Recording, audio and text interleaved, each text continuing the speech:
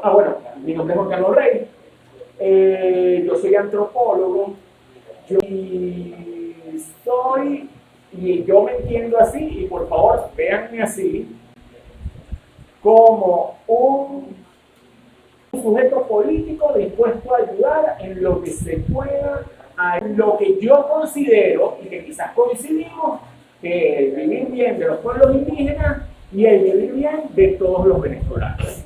Y yo creo que en algunas cosas coincidimos y para todo eso cuentan conmigo, con una persona que nos puede apoyar. Puedo decir quizás cosas desde mi punto de vista, que no es el punto de vista necesariamente del ministerio o del gobierno. En algunas cosas coincidimos, quizás en otras no.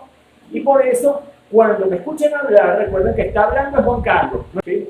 Y yo me responsabilizo de todas las cosas que yo diga. Y esto es también importante. Lo primero que yo les voy a decir, en estos espacios de formación también con el tema indígena, eso, aunque yo soy antropólogo, tuve experiencia acá, muchas veces, y es una realidad que quizás tenemos que ir superando poco a poco, a mí me dijeron una vez, en el contexto de la universidad indígena, ¿qué bolas tienen ustedes los antropólogos que pretenden enseñarme a mí, que soy indígena, a ser indígena?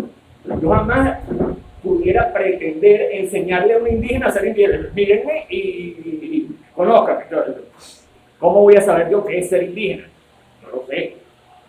Yo lo que vengo y lo que siempre procuro es presentar herramientas y conocimientos que se han generado desde diferentes espacios a lo largo del tiempo y conocimientos que están ahí, que quizás he manejado por mi formación y se los traigo a ustedes para que sepan, esto existe, yo no lo vengo a traer, yo lo que quiero es que en estos espacios generemos procesos de reflexión sobre algunos temas para que ustedes mismos vayan, sobre todo, siendo conscientes de lo que piensan y lo que dicen, qué significa lo que estoy diciendo, por qué lo estoy diciendo, por qué lo estoy pensando, en cada momento. Entonces, si ustedes vienen aquí para que yo les enseñe, yo no les voy a enseñar nada. Lo que venimos acá es para un proceso de reflexión y seguramente salimos de acá y mi satisfacción sería pensando algunas cosas nuevas o viendo cosas viejas. Ojo, hay otras formas quizás de ver estas cosas que quizás yo no conocía o quizás fortaleciendo ideas por las que ya hemos pasado, ¿sí? Cuando yo les digo eso, ¿qué es lo que pensamos? ¿Qué es lo que decimos? ¿Qué es lo que hacemos? Porque en el espacio que nos manejamos, ¿sí? Que son los espacios sobre todo políticos, y no políticos de la politiquería de las elecciones, sino políticos de la transformación de la realidad de la gente, ¿sí? Lo que decimos y lo que pensamos, por qué decimos lo que decimos y por qué pensamos lo que pensamos, es importante ser conscientes de eso. Seamos conscientes de lo que estamos diciendo, por qué lo estamos diciendo y qué estamos haciendo. La mente de cada uno de ustedes es suya. Yo no les puedo meter, igual que les digo, yo no les puedo enseñar a ser indígena, yo no les puedo decir qué es lo que ustedes están pensando. A veces, ustedes tienen que estar pensando, yo quiero que ustedes piensen lo que ustedes quieran. Yo lo que quiero es que aquí en la conciencia de ustedes esté muy claro qué es este proceso que se está generando y lo que estamos haciendo. Yo uso mucho el término concepto, categoría. Pero realmente, cuando hablo de concepto, categoría, es palabras que tienen un significado. En política, ¿sí? Las palabras tienen un significado. Y un significado que nos mueve a la acción. Cuidado del medio ambiente, protección de la madre tierra. Son palabras con significados y que nos dicen esto lo debemos hacer. Contaminación, esto lo debemos evitar, qué sé yo. Sí, tenemos relación de conceptos y significados. Lo primero que yo quisiera que tuviéramos aquí un poquito claro es que en el ámbito de la política no hay verdades absolutas construidas que sean inamovibles en el tiempo. O sea, no hay una idea que va a ser así y eso va a ser así por siempre y eso no se puede mover. En la política las ideas se van moviendo. Hace 80 años, en Venezuela, el Código Civil planteaba que las mujeres no podían votar. ¿Y qué implicaba? No solamente que no podían votar, no simplemente esto de ir y emitir el voto, sino que las mujeres no eran un sujeto político.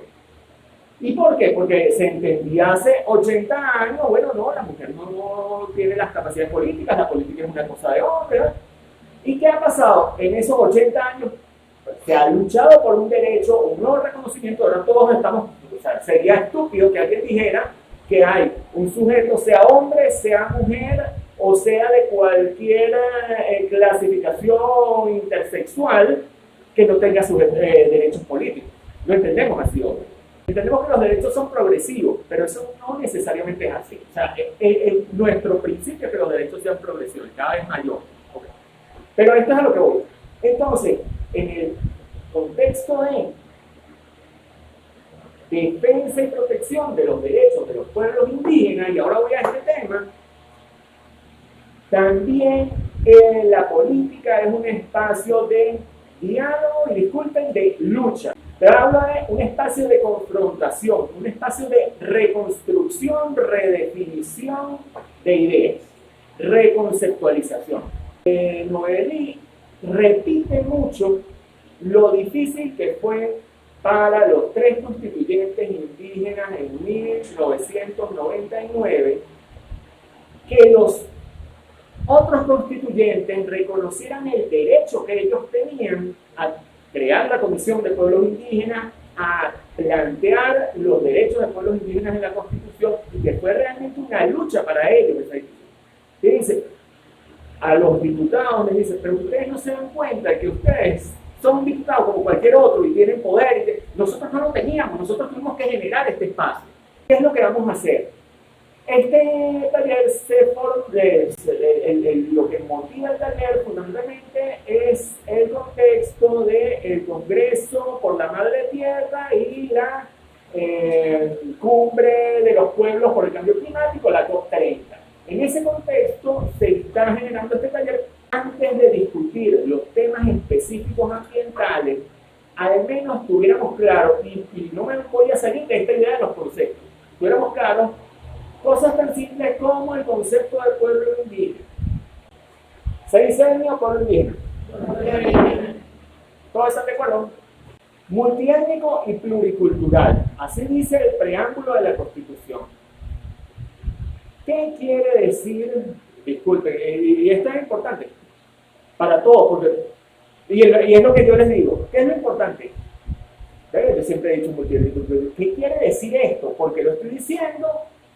Yo pienso algo diferente, pero lo estoy diciendo porque es lo que dice la Constitución. ¿Cómo es la cosa? Entonces, aquí está. ¿Qué quiere decir multiétnico y pluricultural? ¿Qué quiere decir multiétnico? ¿Quiénes son las etnias? Y la República Venezolana no tiene afrodescendientes, no tiene descendientes de chinos, descendientes de españoles. No solamente. Entonces el multiétnico es solo los indígenas. No. Esto es importante. La antropología y la sociología, que son disciplinas académicas de Occidente que estudian la diversidad cultural, se inventaron hace como 100 años un concepto que es el concepto de etnia. Y es un concepto para sustituir a otro concepto, que era el concepto de razas humanas. Hubo un momento en que se entendían esos conceptos de raza. Igual que quizás ustedes han oído que hubo un tiempo en que había unos señores en el centro-occidente de Europa que decían que ellos eran la raza aria y eran la raza superior. Esos conceptos los hemos superado. O sea, nadie está determinado por su sangre. Mira, yo puedo ser muy blanquito, pero si yo me hubiera criado en el Alto Orinoco, me dejan ahí, todas mis capacidades mentales y físicas estarían determinadas por las familias Yanomami que me hayan criado a mí. Y yo sería un Yanomami más, solo que diferente. Eso ya lo hemos entendido, pero no es un tema de raza. Es un tema que es diferente, es social, es cultural. Entonces, los antropólogos y los sociólogos inventaron un tema, etnia. ¿Y qué es lo que es una etnia? La etnia, básicamente, lo que define es cultura, lenguaje y características, también algunas características genéticas comunes para un grupo de personas. Pero es simplemente unas cosas comunes. Entonces, uno puede hablar perfectamente de la etnia gallega. Los gallegos en España. Son una etnia, seguro. Desde finales de los 90, desde los 80 incluso, cuando comienzan los movimientos políticos de reivindicación por situaciones coloniales de opresión. Ustedes saben que hay indígenas en África y en Australia que han tenido también situaciones de sometimiento y dominación, igual, ¿sí? Comenzaron a reconocerse no simplemente como un grupo, sí, nosotros somos diferentes culturalmente, pero somos parte del Estado. No, nosotros somos un grupo político que nos organizamos de manera particular, que tenemos una historia que es previa a los estados. Y por eso se comienza a hablar, se deja el concepto de etnia, que es un concepto fundamentalmente sociológico, y se sustituye y se comienza a sustituir, sobre todo para indígenas y grupos que han sido marginalizados y oprimidos y hoy están buscando sus reivindicaciones, comienza a utilizarse el concepto de pueblo. ¿Sí? Pueblo como unidad, donde somos en tanto existe el pueblo. ¿Qué es importante acá? Pueblos indígenas. El concepto político es el concepto de pueblo. El concepto académico y desde afuera de los otros es el concepto que usamos como etnia. Entonces, siempre hay una lucha y eso sí, los invito a pensar en el contexto venezolano, entender que los indígenas conforman pueblos, colectivos políticos que requieren y que luchan y que trabajan y que trabajamos incluso desde afuera por la reivindicación de los derechos y la diversidad que hay, ¿sí? Porque pudiéramos también tratarlo sociológicamente y decir, bueno, los indígenas son diferentes culturalmente, pero los derechos son los mismos que los de todos. La idea de introducir un capítulo en la Constitución sobre los derechos de los pueblos y comunidades indígenas para reivindicar estas formas de organización propia. ¿Okay? Ese concepto de pueblos no es simplemente da lo mismo. Sí se refieren a lo mismo. Sí son válidos los dos conceptos. Sí, yo puedo hablar de etnia. Pero este concepto supone un posicionamiento político. Lo interesante incluso dentro de cada pueblo es entender que los indígenas es un colectivo, pero cada pueblo tiene sus propias formas de organización y su conciencia política propia. ¿Sí? Después, yo quería que ustedes vieran en la Constitución el artículo 126. Se consolida el concepto de pueblo y dice algo de lo que estábamos hablando. Los pueblos indígenas, como culturas de raíces ancestrales, forman parte de la nación. Es decir, un concepto político, pero que no está desamarrado a la nación, el Estado y del pueblo venezolano como único soberano indivisible. De conformidad con esta Constitución, tienen el deber de salvar, gobernar la integridad y la soberanía nacional. Si empezamos a hacer una lista de cuántos pueblos conocemos de memoria, seguramente, si llegamos a 30, verga. ¿Ok? Eso no debería ser así. Nosotros deberíamos conocer dónde están, qué características tienen. Eso deberíamos saberlo más o menos todo. ¿Sí? Pero bueno, el acta compromiso, yo creo que ustedes quizás lo saben, quizás no, fue el compromiso político que estableció el presidente Chávez cuando era candidato en 1998 y que lo firmó ante lo que era en ese momento la Organización Nacional Indígena que aglutinaba a los movimientos indígenas, que era el CONIDE, ¿sí? Y ese documento es importante porque, como ustedes saben, antes de la Constitución del 99 los pueblos indígenas no tenían un marco de derechos reconocidos, todo esto ustedes lo saben. Pero lo que me interesa que ustedes vean acá es que dice, considerando cabalmente que estamos en deuda histórica con el más de medio millón de indígenas agrupados en las 28 etnias. Es decir, es un número menor que este y usa un término diferente al que nosotros damos. Era un contexto donde se usaba un concepto sociológico antropológico y después el rumbo político nos permitió desarrollar y manejar un concepto quizás más adecuado a los intereses y los fines políticos. Esto es la política, este campo de avance. Piensen que está como en la playa. Uno quiere avanzar, pero también hay olas que te jalan. Y si nosotros nos disculpen, nos va a llevar la corriente quizás para otro lado, quizás no va a ser el lado al que quisiéramos ir. Pero para ir, tenemos que ir juntos, tenemos que ir conscientes de hacia dónde queremos ir. Y por eso es que a mí me parece importante estos pasos. ¿Okay? De la LOPSI, yo quería que revisaran las disposiciones finales. Disposiciones finales. La segunda disposición final, ¿qué dice? Los pueblos indígenas en Venezuela existentes identificados son, dos puntos, y aquí sí viene la lista. Bla, bla, bla, bla, bla, bla, bla, bla. ¿Y cuántos pueblos están en la LOPSI? La LOPSI se promulga en 2005, es decir, 7 años después de que se firmara el acta de compromiso. ¿Cuántos pueblos hay ahí? 40. ¿Sí? Entonces pasamos de 28 a 40. Ok. Y después, perfectamente, pudiéramos ir al censo del 2011 y pudiéramos ir al censo reciente, no sabemos aún los resultados cuáles van a ser, pero además del censo, algo que no existía en 2005, es el espacio.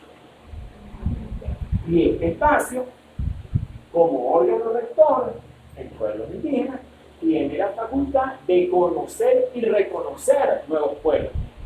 Nuevos. Son nuevos. Ningún pueblo indígena debe ser nuevo. Pueblos que no habían sido identificados. De hecho, si ustedes leen al final de las disposiciones finales, después del último pueblo, el Iguanono dice, la enunciación de los pueblos indígenas señalados no implica la negación de los derechos y garantías ni menoscabo de derechos que tengan otros pueblos indígenas no identificados en la presente ley. La misma ley dice, quizá no hemos identificado todo. ¿En 40? Tiene el censo, tiene estos procesos, y son procesos complejos y dinámicos. Lo que le digo, ¿cómo se diseñó el taller? La idea entonces, como les dije, tenía que ver esta primera jornada. Debía estar dedicada a algo que no la hemos dedicado y que vamos ahora a tratar de cerrar un poco por ese tema. ¿Qué tiene que ver con el concepto de madre tierra y el concepto de medio ambiente? Pero ojo, todo esto es político. Estamos hablando de biología, pero todo esto es político. Para avanzar con este tema de medio ambiente y madre tierra, ahorita sí tienen una tarea y les permito que usen la mesa o que usen un espacio. De un lado de la hoja y de otro lado de la hoja van a dibujar de un lado lo que ustedes entienden por medio ambiente y del otro lado lo que ustedes entienden por madre tierra.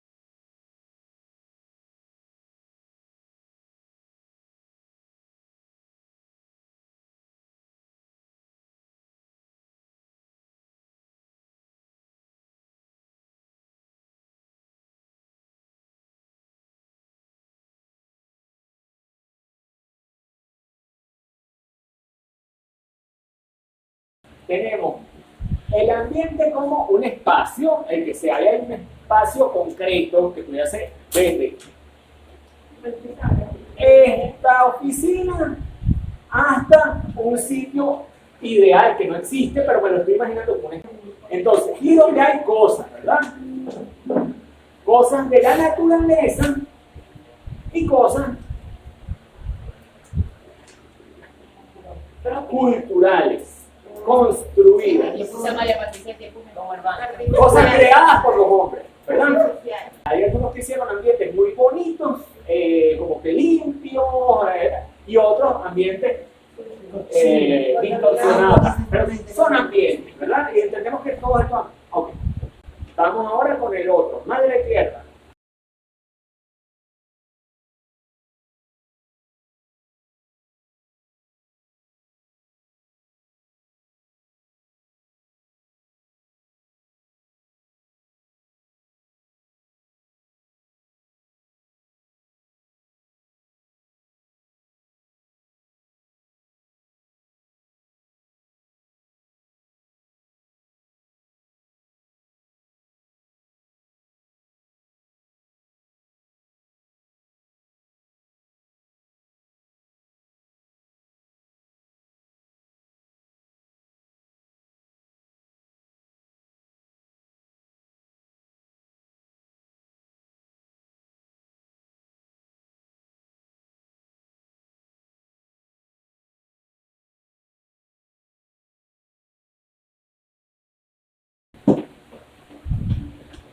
Pregunta, ¿no?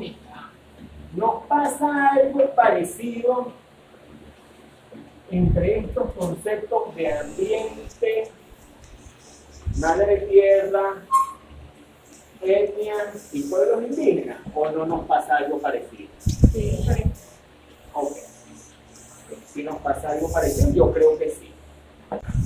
Cuando yo estudié en la primaria en los 80, ¿sí? En los 80, nadie hablaba de madre tierra. ¿Qué nos enseñaban a los niños? Medio ambiente. El cuidado del, además, medio ambiente. No se hablaba de ambiente, el medio ambiente. ¿Y qué? ¿Desde qué perspectiva estudian ellos? Desde una perspectiva de unos señores que estudiaban científicamente esto, que eran biólogos. La ciencia nos decía, hay algo allá afuera que es, como ustedes dibujaron ese ambiente, algo físico, concreto, material, que es donde vivimos. Y ese algo donde vivimos tenemos que cuidarlo. ¿Por qué? Porque si no, no tenemos donde vivir. Entonces, ese ambiente es una cosa, ¿verdad? Una cosa, una cosa no humana sobre la que nosotros tenemos, de alguna manera, acción, yo vuelvo con la palabra, acción política. Transformamos esto, acción concreta. Nosotros abrimos una montaña, hacemos una carretera, o sacamos de una montaña unos minerales que necesitamos, agarramos a unos animales y hacemos que se reproduzcan. El hombre impone el orden a el ambiente, y esos animales son parte del ambiente, ¿o no? O nosotros las personas también somos parte del ambiente, pero nosotros somos los que sentimos que actuamos, ¿verdad? ¿Esto es así o no es así? Sí. Ok. Ojo, no va a hablar tan rápido. Desde hace un tiempo para acá, hemos hablado de la madre tierra. ¿Sí? De hecho, nuestra celebración del Día Internacional de los Pueblos Indígenas, que estuvieron en la Escuela Venezolana de Planificación, fue el contexto pueblos indígenas y la madre tierra, ¿verdad?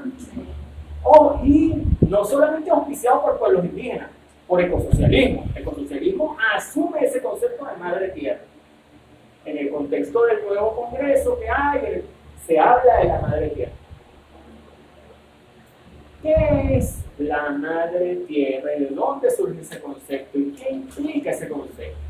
He asumido un nuevo concepto, pero no es solamente un nuevo concepto, es una nueva forma de ver esto. Y la pregunta es, ¿hasta dónde la he asumido o hasta dónde no? Porque a veces lo que asumo es el nombre. Mucha gente habla de pueblos indígenas, y aunque habla de pueblos indígenas, no cree que los pueblos indígenas tengan derechos particulares. Entonces, a veces hablamos del madre tierra, entonces, ¿a qué implica ese concepto y hasta dónde asumimos este concepto? Todos los documentos que ustedes encuentren te van a decir madre tierra es un concepto que viene más inspirado en las formas de pensar de los pueblos indígenas. Yo hablo de la perspectiva de la cosmovisión indígena. En este ejemplo, el pueblo guayú. Nosotros nacemos del sol y de la luna y se crea más en la tierra. Y de la tierra nosotros, nuestros hermanos, vienen siendo las plantas. Los primeros pobladores guayú son las plantas, los árboles, los ríos. Y de esas claves de familia que son ríos, plantas, todo el cosmos, nacemos los guayú. Entonces, parte de nuestra pertenencia es cuidar. Y es nuestra madre, la tierra, porque de allí salimos nosotros. Perfecto. Tiene nuestra identidad como pueblo de la tierra. Perfecto. No te lo voy a preguntar, pero voy a asumir que todo eso que tú me dijiste, tú lo crees así. No. Bueno, ajá, ok. Perfecto. Pero Pero aquí es donde viene el tema.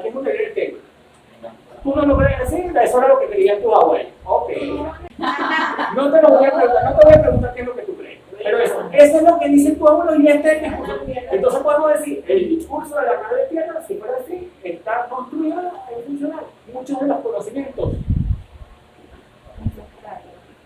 ojo, pasados, no ancestrales. Voy a decir antiguos. Pero, ¿por qué? Porque no son los que nosotros creímos hoy. Es lo que creían los viejos. Ojo con esto, cuidado con esto. Yo después me voy a contradecir, tranquilo. ¿Ok? Seguro que muchos de ustedes son católicos, otros son cristianos. ¿Verdad? ¿Sí o no? No me digan si ustedes son o no. Pero sí, ¿verdad? Aquí hay algunos que somos católicos. Yo soy católico. Pero yo no creo en... ojo. Es que no crea. Es que, no, pero es que si me dicen de verdad, es que tú de verdad crees que fue Dios que le dijo a Adán tal vaina. No, yo creo más en el discurso científico y esto es como una interpretación. Entonces yo no creo tanto, pero hay quien me puede decir, no, yo sí, yo lo que no es en la palabra y es tal, y yo lo que soy es cristiano evangélico y ahí está, y no, ok, no importa. ¿Sí? A diferencia de esto que tú me dices, y esta visión de creación del mundo de acuerdo a la, ojo con la cosmovisión, guayú, y ese término cosmovisión, después vamos a hablar de eso. Cosmovisión guayú, hay también una cosmovisión del mundo judeo-cristiano, que yo pudiera decir que está en la Biblia, ¿verdad? ¿Y qué es lo que me dice la cosmovisión del mundo judeo-cristiano? Que Dios creó. ¿Y qué creó? El mundo. Y el mundo creó, separó mar, el cielo, tierra, mar, aire, después las plantas, después los animales. Y como última creación, y más perfecta de todas, ¿sí? No es igual a los animales. Es del hombre. Y además le dijo al hombre, tú debes señorear y dar orden sobre todo esto. ¿Sí? Entonces, pendientes de esto, son dos visiones diferentes con respecto al hombre y su relación con el ambiente y los animales. Desde una visión judeo-cristiana, el hombre es el señor del ambiente y los animales, el mundo medio ambiente. Eso que está afuera, nosotros lo ordenamos. Una visión quizás indígena, en el caso de Guayú, en el caso de otros pueblos indígenas. Muchas de las visiones indígenas entienden a los hombres como creaciones similares de hermandad con otros seres de la naturaleza. ¿Sí? Y además, en conexión y conformando una unidad mayor, muchas veces. Y de esa idea, la idea de madre tierra, o sus orígenes como concepto, viene de la idea de que no es el ambiente ahí, sino algo que tiene igualdad o similitud de condiciones con los hombres. ese árbol que yo corto, derechos, igual que el cachicamo tiene derechos, igual que yo tengo derechos. ¿Sí? Pero voy a ir un poquito más allá. Si nos vamos a lo que pensaban los viejos, ¿sí? Yo les preguntaba, ¿el cachicamo puede votar en una elección? No, ¿verdad? Pero los viejos, en muchos pueblos indígenas, sabían que los animales, o entendían que los animales también tenían posibilidad, no de voto, pero sí posibilidad de relaciones políticas con la gente. A mí el cachicamo se me puede aparecer en sueños para decirme cosas, por decir algo. O el río va a hacer algo porque yo me he portado mal con él. Es decir, hay interacción. Ahorita nosotros decimos, quien manda es el hombre sobre los animales, ¿verdad? Y le doy derechos al animal, ¿verdad? Entonces, ¿a qué es a lo que yo voy con esto de cuando hablamos de madre tierra? Decimos, no, porque esa es la visión indígena. Entender que es decir eso implica conceptualmente entender que la tierra tiene un espíritu y tiene sentido. Ustedes pueden creerlo o no pueden creer. O sea, es como yo digo, a mí no me suena. Quizás alguno de ustedes cree en fantasmas. Si ustedes creen en fantasmas, vamos a decir fantasmas y vida de fantasmas como espíritu, ¿sí? Ese ambiente de afuera, medio ambiente, ¿tiene espíritu o no tiene espíritu? Tiene espíritu. Lo que pasa es que no lo decimos en este contexto porque eso no cabe. Estamos en un proceso de transición y no redescubrir, de construcción permanente de nuestra forma de entender el mundo, pretendiendo, como hemos dicho, que no se pierdan los saberes ancestrales de los pueblos indígenas, pero no que no se pierdan para que dejarlos en un libro metido, lo que no se pierdan para ver que de esto es lo que sí entendemos que es nuestro, que es propio, que debemos asumir y que debemos pensarlo así. ¿Sí? Por ejemplo, yo no sé si ustedes recuerdan, hace poco hubo inundaciones en Apure, ¿verdad? Inundaciones en Mérida y unos deslaves y tal. Porque en la zona alta de Mérida, en Mucuchíes y en la zona de Apartadero, hubo unos deslaves grandes arriba. ¿Cuál es la interpretación científica? Bueno, el cambio climático, estas lluvias fueron muy fuertes con todas estas... Sí, pero mucha gente decía en el páramo, sin ser indígenas, ojo, pero sin ser un pueblo indígena reconocido y sin reconocerse como un pueblo indígena, pero sí con creencias que vienen de tiempos indígenas, porque son descendientes de indígenas. Muchos decían, mira, aquí lo que pasó es que hubo una gente que estaba haciendo esto que se meten con motos por los caminos, por el páramo. Sí. Y se metieron con motos y destruyeron ahí el páramo y los frailejones. Y ahí había unos espíritus de unos momoyes. Los momoyes son los espíritus que viven en las lagunas y en los pozos allá. Y los espíritus se arrecharon y no les gustó y se mudaron. Y al moverse de una laguna para otra, para estar más tranquilos, ese movimiento de ellos generó todo este deslave. Yo no lo creo así. Porque yo no entiendo el mundo así. Pero quizá ellos sí lo entienden así. Entonces, ¿cómo jugamos con los multietnos? Jugamos, o no jugar. ¿Cómo lidiamos y aprovechamos lo multiétnico y pluricultural para fortalecer nuestras políticas de Estado? Entendiendo y creyéndolo, no simplemente cumpliendo la instrucción, hay que hacer esto, sí, hay que hacer esto otro, sino comprometiéndonos con lo que queremos, que es construir un país mejor, sea lo que vamos o lo que vayamos construyendo, de manera conjunta que entendemos como país mejor, ¿ok? Porque para eso estamos, todos los servidores públicos estamos para construir en colectivo, sea desde el que es el conductor hasta el ministro o el presidente. Todos deberíamos estar como que en esa tarea. Para la próxima jornada, quienes vayan a participar, yo quisiera que fueran todos, ojalá todos fueran. Lo que les pido es que revisen ese documento que dice glosario, no sé qué. Ese es un glosario que no lo pueden tomar como que esto es así. Un glosario, a mí me gustaría haberle puesto, y ahora lo estoy pensando, en construcción permanente.